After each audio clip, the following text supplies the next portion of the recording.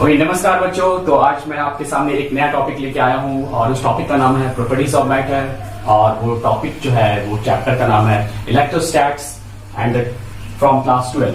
तो सबसे पहले बात करते हैं प्रॉपर्टीज ऑफ चैप्टर में। तीन हमारे पास प्रॉपर्टीज हैं और सबसे पहला जो प्रॉपर्टीज है वो है additivity.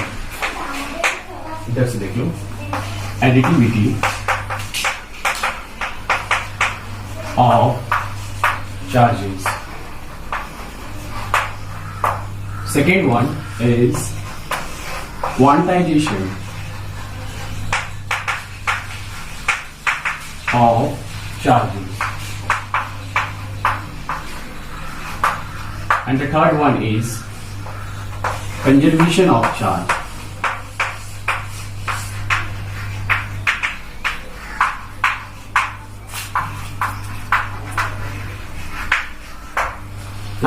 Now you can ask the questions कि सर ये कितना आसान है या टफ है या कैसा है। तो मैं इसके बारे में ये कहूंगा कि ये बहुत ही आसान है। ठीक है, आप एक बार कभी भी पढ़ लोगे तो आपको समझ में आ जाएगी बातें। ठीक है, तो स्टार्ट करते हैं। सबसे पहले हम एडिटिविटी ऑफ चार्जेस मतलब करना क्या है। हमें ये पता है कि चार्ज क्या है, स्केलर क्वांटिटी। और स्केलर क्वांटिटी को हम कैसे जोड़ सकते हैं? अलजेब्रिक मेथड से, नॉट वैक्टोरिकली। मतलब वैक्टर मेथड से हम लोग को नहीं जोड़ना है क्योंकि उसमें क्या है, डायरेक्शन नहीं है। इज इट क्लियर ना? और दूसरी बात हम ये कर सकते हैं कि जैसे मास को अगर हमें कहना हो कि सिस्टम की मास क्या है तो हम क्या बोलते हैं कि टोटल जो इसमें कंस्टिट्यूएंट है ना, उसका जो मास होगा that will the mass of the system. Okay, so just like that simply we can say that we can write here और we can take also the system. Suppose that this is the system, this is a cube.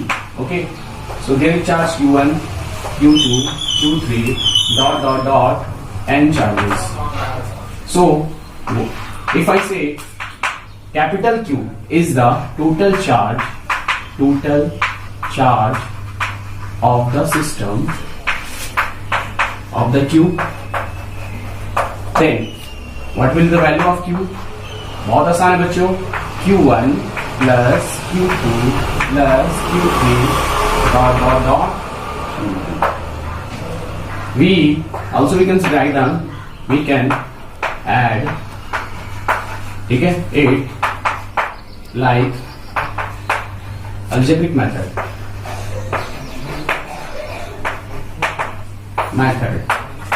If anyone asks the question why, the answer is because charge is a scalar quantity. Okay, like mass we can add charge. Now you can ask the questions कि sir charge यहाँ पे मैं add कर रहा हूं तो क्या कुछ ऐसा सिस्टम हो सकता है कि जो न्यूट्रल हो, कुछ ऐसा सिस्टम हो सकता है कि वो पॉजिटिवली चार्ज हो, और कुछ ऐसा सिस्टम हो सकता है कि वो नेगेटिवली चार्ज हो। हाँ बच्चों, ऐसा हो सकता है। ठीक है, तो मैं एक काम करता हूँ, मैं एक और सिस्टम लेता हूँ। ठीक है, उसमें मैं चार्ज फिलअप करता हूँ। मैंने कुछ ऐसा चार्ज लिया है, देखिए प्लस क्यू -2q -2q। अब इसके बारे में लिखता हूँ, what will the total charge. So Q1, Q2, Q3, Q4 है ना। तो क्या लिखूंगा पहले, plus Q again plus Q -2Q again -2Q. So what will be the total charge? 2Q minus 4Q and that is equal to -2Q. So we can say that this is negative charge. The system is negatively charged. Okay, this is the first example. Second example, you can similarly take a system like this, -2Q plus 1Q यानी कि Q. So what is the total charge? -2Q again -2Q plus Q -4Q plus Q. This becomes also negative charge. Look at it. extra charge here, so that we have taken already negative charge. ठीक है, so 4q, so this become 4q, 4q, so this become 2. So this is again now. This is the first time we are taking, so we can say this is a system which is positively charged. Now the third one is neutral. The third one is neutral. So we can take a system where number of charges are present there, minus q plus 2q. Okay, so what is the total charge? Minus q, again minus q plus 2q, and that is equal to 0. So we can see the total charge in the system is neutral. मैं फिर से एक बार बच्चों को दोहरा दूं आप लोगों को कि अगर कोई सिस्टम न्यूट्रल है तो उसका ये मतलब नहीं है कि उसमें चार्ज नहीं, उसमें चार्ज है बेटा, लेकिन टोटल चार्ज क्या है? न्यूट्रल है। चार्ज है ना, क्या क्या चार्ज हमने लिया? देखिए माइनस क्यू लिया, अगेन माइनस क्यू लिया, फिर प्लस 2 लिया। इस तरह से हम देख सकते हैं कि एडिशन ऑफ जो चार्जेज है उसकी प्रॉपर्टी क्या है, बहुत ही आसानी से तरीके से समझ सकते हैं अगर आपको ये पता है कि मास को हमने कैसे ऐड करना है। ठीक है, मास के केस में और चार्ज के केस में क्या अंतर है थोड़ा सा देखिएगा यहाँ पे कि मास कभी नेगेटिव नहीं होता बेटा। ठीक है, कुछ ना कुछ मास होगा, ठीक है ना, कुछ ना कुछ होगा, क्लियर है चीज, या फिर कोई बड़ी कुछ होगा ही नहीं तो जीरो मास होगा, मतलब कहने का मतलब कुछ नहीं है। ठीक है, तो चार्ज के केस में क्या होगा, अगर जीरो लिखो तो मतलब चार्ज है, इज इट क्लियर? पॉजिटिव है ना, नेगेटिव भी हो सकता है। चलो तो बच्चों बात करते हैं नेक्स्ट टॉपिक की। हमारा नेक्स्ट टॉपिक जो है काफी इंटरेस्टिंग है, काफी इंपॉर्टेंट भी है, इंपॉर्टेंट है। सो क्वांटाइजेशन ऑफ चार्ज। तो देखते हैं सबसे पहले क्वांटाइजेशन ऑफ चार्ज क्या होता है। Q इज इक्वल टू, इसकी फॉर्मूले होते हैं NE। Q तो आपको समझ गए हो, है ना, मैंने सेम नाम रखा है।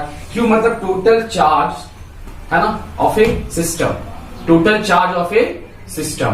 Okay, so Q is equal to total charge of a system. Okay, पहले लिख देता हूं सारी बातों को, फिर बताता हूं क्या है। N is equal to number of electrons, ठीक है, in a system, in that system, जिस सिस्टम में चार्ज की बात कर रहा हूं। And what is E? Charge of an electron. एक इलेक्ट्रॉन पे चार्ज कितना होगा? Charge of an electron, and that is equal to 1.6 into 10 to the power minus 19 coulomb। ठीक है, मैं इसके बारे में एक इंपॉर्टेंट चीज बताऊंगा। ठीक है, अभी यहां रहने दो, ठीक है, याद दिलाना आप लोग। चलो देखो, ये बोल रहा है कि सबसे पहले ये बोल रहा है कि total charge of a system क्या होगा। ठीक है, तो सबसे पहले ये हम देखेंगे कि मान लो एक सिस्टम है हमारे पास, ये एक हमारा सिस्टम है, तो सबसे पहले काउंट करेंगे नंबर ऑफ इलेक्ट्रॉन्स उसमें कितना है। ठीक है, और नंबर ऑफ इलेक्ट्रॉन्स जब पता चल जाएगा उसको किससे मल्टीप्लाई करेंगे? किससे? ई से। और ई क्या है? एक इलेक्ट्रॉन पे चार्ज कितना होगा। तो एक इलेक्ट्रॉन पे चार्ज मान लीजिए कितना है, तो मान लीजिए मैंने क्या किया, 10 पे 10 इलेक्ट्रॉन है मेरे पास, 10 इलेक्ट्रॉन है इस दिस सिस्टम में, 10 इलेक्ट्रॉन है। तो what will be the total charge in this system? Q is equal to, so N पहले लिखते हैं प्लस माइनस NE। ठीक है, और NE की जगह क्या लिखेंगे? प्लस माइनस, मैंने इलेक्ट्रॉन लिखा है इसलिए यहाँ पे क्या हो जाएगा? माइनस। ठीक है ना, NE यानी कि 10 into 10 1.6 into 10 to power minus 19 coulomb. ठीक है, फिर क्या हो जाएगा? Minus 16 into 10 to power minus 19 coulomb. Clear है? तो किसी भी बॉडी में टोटल चार्ज कितना होगा? That is integral multiple of, ठीक है, दिस। क्लियर है चीज? ओके, चलो अब क्या बोल रहे थे हम? ये तो हो गया हमारा Q, ये हमारा Q निकल गया टोटल चार्ज। अब क्या हम ये लिख सकते हैं? N equal to 1 2 3 4 5 6 up to infinity, या फिर हम ये भी लिख सकते हैं N बराबर 1.2 2.1 3.2, है ना, या फिर 2/3 something like this. Fractional, fractional क्या इस फॉर्म में लिख सकते हैं? क्या N का वैल्यू ऐसा आ सकता है? तो आंसर इज नॉट। व्हाई? क्योंकि नंबर ऑफ इलेक्ट्रॉन्स की बात कर रहे हैं, किसी भी सिस्टम में क्या होगा, 1 होगा, 2 होगा, 4 होगा, 5 होगा, 7 होगा। अगर ऐसा होता है कि आपके क्वेश्चंस में आपने सॉल्यूशंस किया है तो आपका ये आता है n बराबर कुछ समथिंग लाइक दिस, तो आप समझना कि आपने कैलकुलेशन गलत किया है। Is clear? सो इस टाइप के क्वेश्चन जो है सिंपल क्वेश्चंस आप एनसीईआरटी क्वेश्चन से कर सकते हो फिलहाल, लेकिन मैं एक अलग से न्यूमेरिकल्स के लिए क्वेश्चंस करवाऊंगा। ठीक है, चलो आगे बढ़ता हूं और उसको बात करता हूं मैंने इस इंपॉर्टेंट पार्ट में ना 1.6 into 10 to power minus 19 coulomb. तो ये क्या है? मैंने क्या बोला, एक इलेक्ट्रॉन पर इतना चार्ज है, मतलब एक इलेक्ट्रॉन पे इतना छोटा चार्ज है, 10 पावर माइनस 19 ऑर्डर का। ठीक है, तो मैं अगर बोलूं कि 1 कूलम, अगर मैं 1 कूलम चार्ज लूं, ठीक है ना, तो how then there how many electrons? समझ में आ रहा है? काफी ज्यादा होंगे, आप कैलकुलेट खुद से कर सकते हो। ठीक है, at this point I am not going to calculate that's. ठीक है, तो आप ऐसे कर सकते हो, Q बराबर एनी। मेरा कहने का मतलब बस ये था कि एक कूलम जो होता है, ये एक इलेक्ट्रॉन में जो चार्ज होता है बहुत ही कम होता है, तो एक कूलम जो चार्ज होता है वो बहुत ही बड़ा अमाउंट है। मतलब एक कूलम चार्ज जो हम बात करें तो उसमें नंबर ऑफ इलेक्ट्रॉन्स मेरे ख्याल से मुझे लगभग याद है 10 to power may be wrong 18 के आसपास है, इतने इलेक्ट्रॉन्स हो सकते हैं एक कूलम चार्ज में।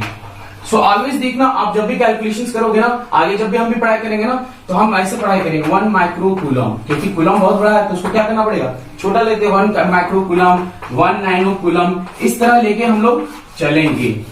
ठीक है, अब बात रहेगी इतना सारा इलेक्ट्रॉन को आप लोग कैलकुलेट कैसे करोगे? तो बेटा आप लोग ऐसे कर सकते हो, जैसे कि क्या निकालना है हमें, निकालना है नंबर ऑफ इलेक्ट्रॉन्स ना, तो n बराबर क्या हो जाएगा, Q बाई E। देख लो Q बाई E हो जाएगा। ठीक है ना, Q बराबर n ही है ना, तो n बराबर क्या हो जाएगा, Q बाई E। तो आप क्या करोगे, टोटल चार्ज कितना है, 1 कूलम। टोटल चार्ज तो इतना ही है ना। ठीक है, और एक इलेक्ट्रॉन की चार्ज कितना होता है, 1.6 इंटू 10 पावर माइनस 19 कूलम। ये कूलम कट जाएगा, मेरे ख्याल से यहाँ पे कुछ होगा इसका, तो ये वाला तो ऊपर चला जाएगा, है ना, 1 बाई 1.6 इंटू 10 पावर 19। तो इसलिए मैं बोल रहा था कि लगभग 18 के आसपास ऐसा ही कुछ आएगा। ठीक है ना, अप्रोक्सीमेटली कुछ आएगा। ठीक है ना, सो आप कैलकुलेट करके देख सकते हो। This is number of electrons, है ना, ऑन 1 कूलम चार्ज। ओके, चलो उम्मीद है कि आपको दिखाई दे रहा है कॉर्नर का, आप देख लीजिए अच्छे से। ठीक है, चलो ध्यान दीजिएगा इस टॉपिक का, आपको क्वेश्चंस इसी से आएंगे। ठीक है, वेयर इज द डस्टर, कपड़ा, where is the duster, okay,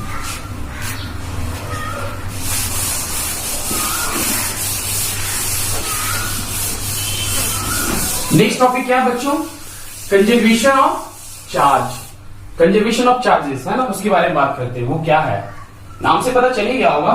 जैसे 11th क्लास में हमने पढ़ा था कि conservation of momentum, conservation of energy, तो हम उसमें क्या बोलते थे, in case of momentum, linear momentum, before the collision and after the collision, है ना, momentum is conserve. Okay, momentum is conserve. So और उसके एनर्जी केस में क्या कहते थे, energy can be neither created not be destroyed, it can only transfer from one form of energy to another form of energy. इसका मतलब ये कि अगर ये हमारे पास बोर्ड भी है तो इसमें भी समथिंग एनर्जी होगा। ठीक है, इसको गिरा दूंगा तो काइनेटिक एनर्जी में हो जाएगा, अभी इसमें पोटेंशियल एनर्जी है। ठीक है ना, इस टाइप का। ठीक है, तो that amount of total energy और may be fraction of energy will be converted to another energy. Is it clear? So इसी तरह क्या होगा, इसमें मैं बात करूंगा कंजर्वेशन ऑफ चार्ज की बात करूंगा। तो चार्ज का क्या कहानी है, चार्ज में भी हम बोल सकते हैं कि charge can not be neither be created not be destroyed, it can only transform from one system to another system. मान लो कि मैं बात करता हूं कि 10 इलेक्ट्रॉन इसमें है, 10 इलेक्ट्रॉन इसमें है, मैं यहां पे बड़ा लिखता हूं, कंफ्यूज हो जाओगे चार्ज के केस से। 3 इलेक्ट्रॉन्स इस सिस्टम में है और 10 इलेक्ट्रॉन्स इस सिस्टम में। ठीक है, इस सिस्टम में मान लो मैंने दोनों बॉडी को रब किया, आपको पता होगा पहले टॉपिक में मैंने बताया कि रब करने के बाद क्या होगा, ट्रांसफर ऑफ इलेक्ट्रॉन्स होगा। मतलब चार्ज ट्रांसफर होगा, और चार्ज ट्रांसफर होगा तो क्या होगा, ये दोनों बॉडी अभी क्या है, मान के चलता हूं मैं न्यूट्रल है, तो एक बॉडी क्या होगा, पॉजिटिव चार्ज हो जाएगा, और एक बॉडी क्या होगा, नेगेटिवली चार्ज हो जाएगा। सो कौन बॉडी चार्ज होगा नेगेटिवली, कौन सा, वो बॉडी जो इलेक्ट्रॉन गेन करेगा, और इलेक्ट्रॉन लूजर क्या होगा, बिकम पॉजिटिवली चार्ज। सो मान के चलता हूं मैं 2 इलेक्ट्रॉन्स, यहाँ पे क्या हो रहा है, 2 इलेक्ट्रॉन, यहाँ पे लिख देता हूं 2 इलेक्ट्रॉन कंप्लीटली क्या हो रहा है, इसमें ट्रांसफर हो गया, तो यहाँ पे 2 इलेक्ट्रॉन्स घट गए, तो इसमें कितने हो जाएंगे, 8 इलेक्ट्रॉन्स, और दिस बिकम क्या हो जाएंगे, पॉजिटिवली चार्ज। और इसमें जब चला गया तो इसमें 2 इलेक्ट्रॉन आ गया, 2 इलेक्ट्रॉन जब आ गया तो इसमें टोटल कितना हो जाएगा, 12 इलेक्ट्रॉन्स। ठीक है, अब ये हमको बताओ पहले कितने टोटल इलेक्ट्रॉन थे इस सिस्टम में, टोटल इलेक्ट्रॉन कितने थे, आप यहाँ देखो और फिर इसको देखो, टोटल इलेक्ट्रॉन्स कितने हैं, 20 सर, और अभी कितने हैं, अभी भी 20 है सर। तो वी कैन से ना इस सिस्टम को देखते हुए कि ट्रांसफर ऑफ एनर्जी चार्ज होने से ऐसा कुछ नहीं हो रहा है कि चार्ज नया बन रहा है, ओनली चार्ज क्या हो रहा है, एक बॉडी से दूसरे बॉडी में ट्रांसफर हो रहा है। So we can again say that charge can be neither created not can be destroyed, it only transfer from one system body to another system body. Clear है? चलिए, आज मजा आया होगा क्लास में, क्योंकि बहुत आसान टॉपिक था ना सर, बहुत अच्छा समझ में आया, कोई दिक्कत नहीं हुआ। फिर भी अगर कोई दिक्कत हो प्लीज कमेंट्स, ठीक है, don't be hesitate. Okay, so okay, नमस्कार बच्चों, धन्यवाद।